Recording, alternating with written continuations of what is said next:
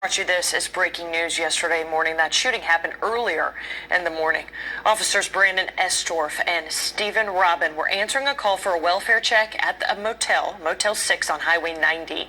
The Mississippi Bureau of Investigation says the two officers found 43-year-old Amy Brogdon Anderson in a parked car with a young child. The Bureau says the woman eventually fired at the officers. One died at the scene, the other at the hospital. You respond to a call to assist the public, and you end up paying the ultimate price. It's a very small department, tight-knit community, always looking out for the brothers and sisters in red and blue. Right now, investigators still trying to figure out why Anderson shot the officers. They say she took her own life right after that shooting. Authorities will hold a news conference this morning at 10 o'clock to discuss the case.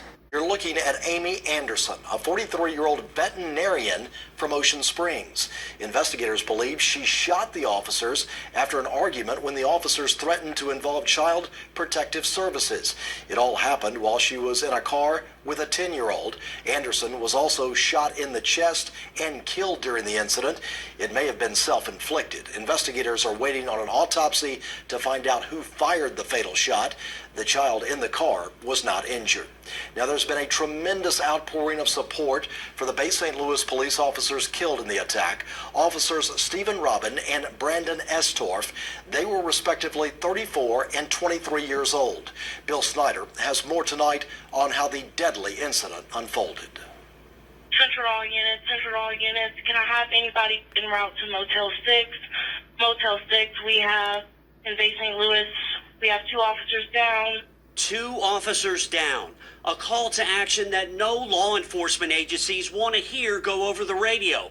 But that's the chilling language they received at 4:30 this morning in the Bay. A female heard 2 gunshots. They said one is breathing. The 2 officers on the scene, 23-year-old Brandon Estorff and 34-year-old Stephen Robin, were told they encountered 43-year-old Amy Anderson sitting in this car with a minor female. You can see the broken glass in the driver's side passenger window. The Mississippi Bureau of Investigation says Anderson shot both officers from inside the car. And from there, the situation is felt over the scanner traffic. The original call was for a guest needing a welfare concern. Day 35, day 24 went out there, and they were on the phone with CPS. And the office had called us and told us that they heard 2 gunshots and 2 officers were down. Off on Central 99, get past Waveland and any other responding agencies around, please. 10-4. Fellow officers from Bay St. Louis, Waveland, Diamond Head, Hancock County, and the Mississippi Highway Patrol and MBI all arrived to help their downed colleagues in blue. Officer Robin died on the scene. Estorff died from his injuries a short time later. We're told Anderson died from a gunshot wound to the chest. The incident happening quickly. The aftermath businesslike but somber. Officers collecting evidence, speaking to witnesses, and consoling their colleagues. Hotel patrons stunned, and all involved working to process a tragic morning. In Bay St. Louis, Bill Snyder, WLOX News Now. Tonight, residents in Bay St. Louis are working to honor officers Estorff and Robin. The signs of community support growing with flags at half-staff, a police unit front and center at City Hall, and even a makeshift coffee stand at the crime scene to offer a little comfort to investigating officers. The coffee provided by PJ's Coffee, which is served as a gathering spot for officers to drink coffee and create conversation. The downtown business also putting up a morning wreath to show respect and love.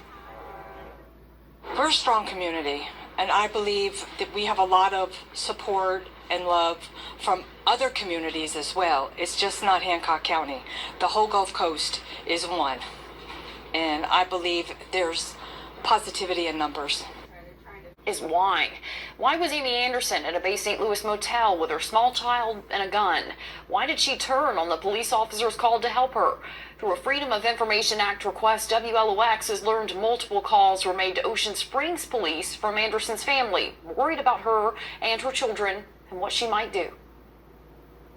As people struggle to understand how this tragedy unfolded, rumors and information started trickling in about Amy Anderson and the ongoing difficulties she was having. Ocean Springs police records show 4 calls and incidents about Anderson on December 13th and 14th. 3 of them just hours before the deadly shooting. On December 13th at 3:28 in the afternoon, the records show Anderson's mother calls with a welfare concern. She tells police Amy Anderson was out of control. She believes Amy is under the influence of narcotics. Adding to the mother's worry, she says there's a loaded weapon, a pistol, inside the home with children. A few hours later, at 7:45, Amy shows up at the Ocean Springs Police Department claiming a man is harassing her. The police records give no other details. At 12:15 a.m., just 4 hours before the deadly police shootout, a family member calls and says Amy is wandering around the house, convinced the mafia changed her locks. Police note that information was relayed by her child. At 12:21, Ocean Springs police arrived at her home, but no one is there. We know from Public Safety Commissioner Sean Tyndall, Anderson checked into the Bay St. Louis Motel 6 at 2:30 a.m. By 3:35 a.m., Anderson asked the front desk manager to call 911. 4 minutes later, Sergeant Stephen Robin and Officer Brandon Estorff arrived and met with Anderson in her motel room. Anderson's 8-year-old daughter and 3 dogs were also in the room. She believed she was being followed by a white truck. A 40-minute conversation with those officers turned deadly at 4:19 a.m. when Anderson shot and killed Robin. Estorff then fired 2 shots, but so did Anderson. Estorff was hit in the arm and the head. Anderson took a fatal shot in the chest.